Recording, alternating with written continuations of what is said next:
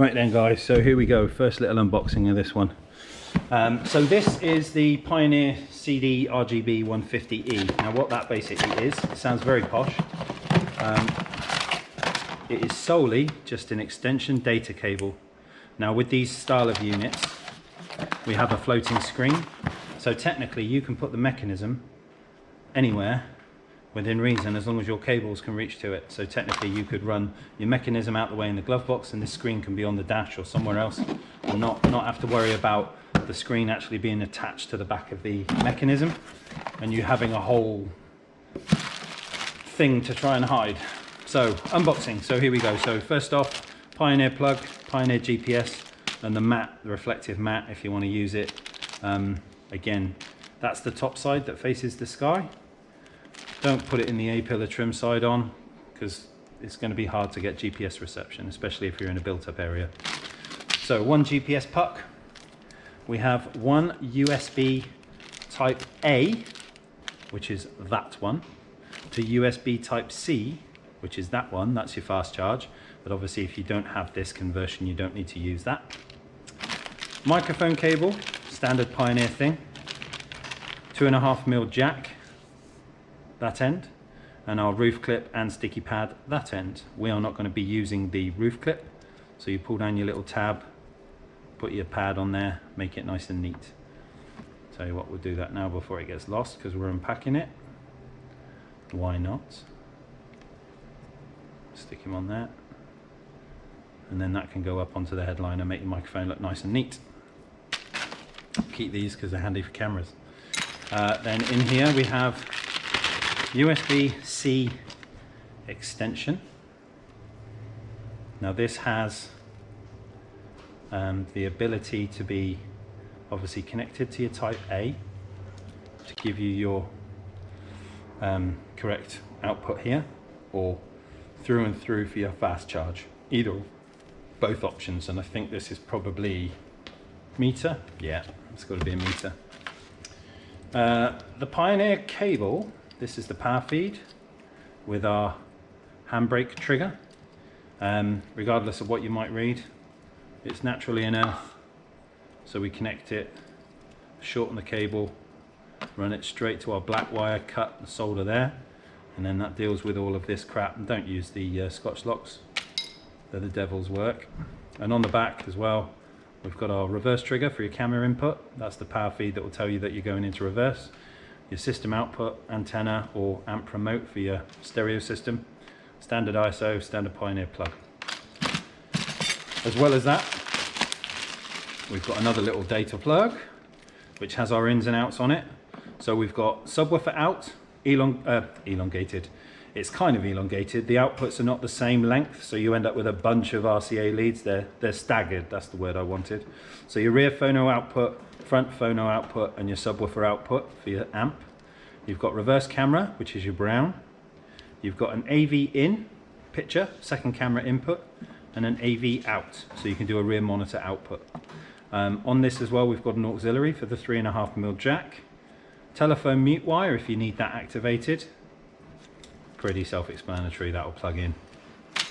Now with these mech style or non-mech style units, we have the cage extensions. Now what you can do on this is, where the mechanism is, these bolt left and right on the mech to bolt like this, and then the screen would sit in front of them on these little tabs here, and you can technically screw through there and through there to the screen, through there to the screen, and then that one goes to the chassis of the radio, that one goes to the chassis of the radio.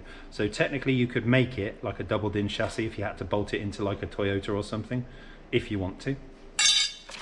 Instruction manuals, how not to, do's and don'ts, that kind of stuff, unless you want to read them. You can download them online if you've ever lost them. A bag of bolts, we've got countersunks, they're machine screws. The littlest style are the ones that you use for your cage adaptions. The bigger ones go through the side of the radio to hold it in location for where you want to. Right, and you get countersunks and dome heads. You get a mixture of everything. Radio itself comes in two parts. We have, let's do the mech first. So nicely packed and protected. Obviously this is not a CD drive or DVD drive. So the unit itself is fairly light and it's a short chassis. It's not as long as a normal double DIN. Now with our blue extension cable, as you can see, blue to blue, we can then run this mech if we wanted to somewhere way over there and use this for the screen at the front. That's the beauty of this unit. You don't have to have it all located in one hole. And again, what I was saying about the mounts for the cage, see these little teeth on the bottom? So that would locate on there in those 2 points. And then you technically, it says technically enough times, Alex, you would make this,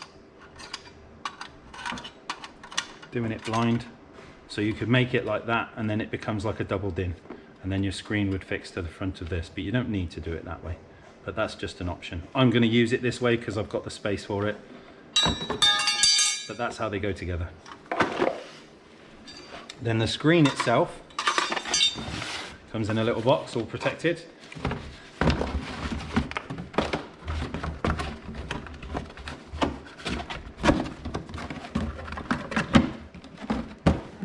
Go for a little bit of presentation, shall we?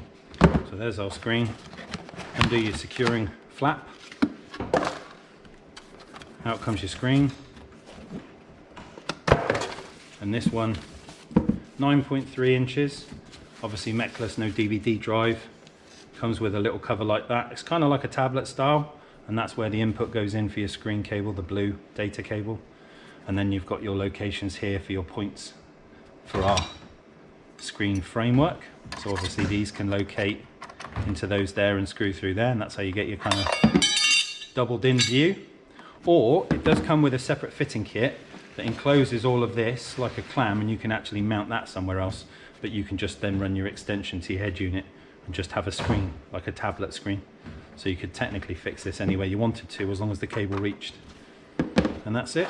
There's our 9300 Pioneer. Right, second part to this vid. We have got, this is the Pioneer CPH-EVO93DAB-UNI 006. Now this is the fitting kit technically for that unit there.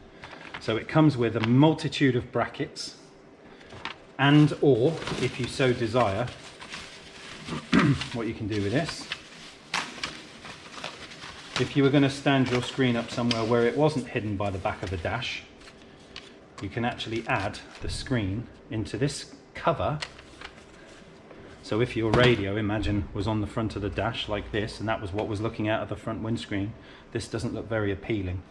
Pioneer actually makes this unit that you can sit your tablet style screen inside, and then on the front of the dash you'd have your cable coming out from here, and it kind of neatens this up with a bit of a clamshell. So you don't have to have the whole thing visible, but obviously if you just had it bare and naked it would look odd. But they give you this fitting kit with a bracket and little adapters to kind of cover up your bottom section, so you can neaten up your radio visuals as well as how the radio looks, which is quite nice. And obviously these things here you can cut out depending on where you want your cable to sit through or come out of that hole. Simple enough. So there's your two bits, your Evo, your adapter and your case.